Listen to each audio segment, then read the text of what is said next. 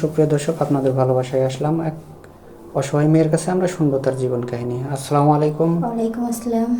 আপু কেমন আছেন? আলহামদুলিল্লাহ ভালো আছি। আপনারা কেমন আছেন? জি আলহামদুলিল্লাহ ভালো আছি। আপু আপনার নামটা কি? নাম মায়া, মায়া। Home district? বগুড়া সদর।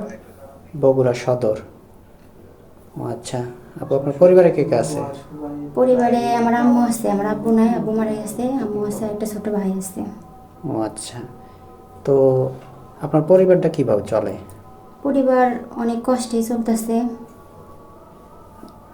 তো কিভাবে চলতেছে জীবন যেমন কিভাবে কাটাইতেছেন, মানে দিনকাল কিরম ভাবে চলতেছে?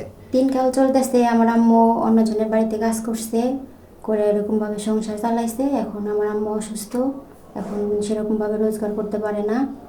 এই কারণেই আমাদের বিয়ে শাদিও দিতে পারতেছে না। এই কারণে আপনাদের মাঝে আসছি যে এখানে বলে ভালো বিয়ে করা যায়।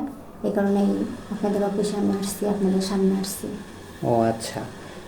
তো আপনি এখানে যে আসছেন, আপনি কি কোনো কাজ করেন? আমি সেলাই মেশিনের কাজ করতে পারি। ও সেলাই মেশিনের কাজ করতে পারেন? মানে আপনার কি সেলাই মেশিন আছে নাকি অন্যের মেশিনে না কাজ না, করেন? অন্যের বাড়িতে কাজ করি। অন্যের মেশিনে কাজ করেন না? তাহলে তো আপনাদের পরিবারটা অনেক কষ্টে চলে নাকি? হ্যাঁ, অনেক কষ্টে। তো আপু আপনার কি ফোন আছে? না না ভাই, আমার কোনো ফোন নাই।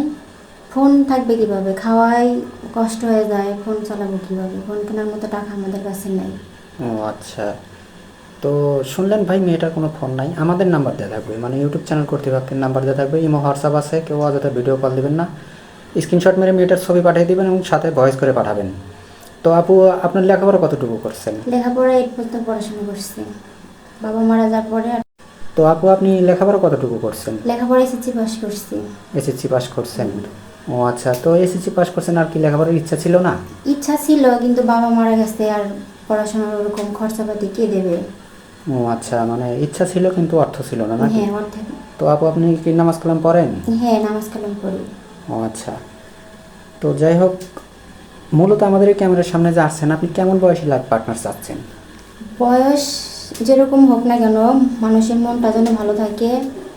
বয়স দিয়ে তো আর ওরকম কিছু হয় না, মানুষের মনটাই হলো বেশ। জি জি, বুঝতে পারছি। মানে আপনি চাচ্ছেন যে সুন্দর মনের মানুষ যেন সারা জীবন আপনাকে সে ভালোবাসা দিয়ে আগলিয়ে রাখে। হ্যাঁ। তো সে শুধু আপনাকে ভালোবাসা দিয়ে আগলিয়ে রাখবে, আপনি কি আপনার স্বামীকে কি মনের থেকে ভালোবাসা দিয়ে আগলিয়ে রাখতে পারবেন? হ্যাঁ, স্বামীকে ভালোবাসা দিতে পারবো, মনের থেকেই রাখতে পারবো। ও আচ্ছা। তো যাই হোক আপু, আপনি যে বলতেছেন যে বয়স দিয়ে কোনো আসে যায় না, যদি আপনাকে একটু ভেঙে বলতেন যে কেমন বয়স হতে হবে আপনার লাইফ পার্টনারের? যদি 40 বছর বয়স হয়ে যায়, তো আপনার বয়স কত? আমার বয়স এই যে 20 চলতেছে। 20 বছর। তো যদি 40 বছরের কোনো ভাই আপনাকে বিয়ে শাদী করতে চায়, আপনি কি বিয়ে শাদী করবেন? হ্যাঁ, সমস্যা নাই, করতে হবে। ও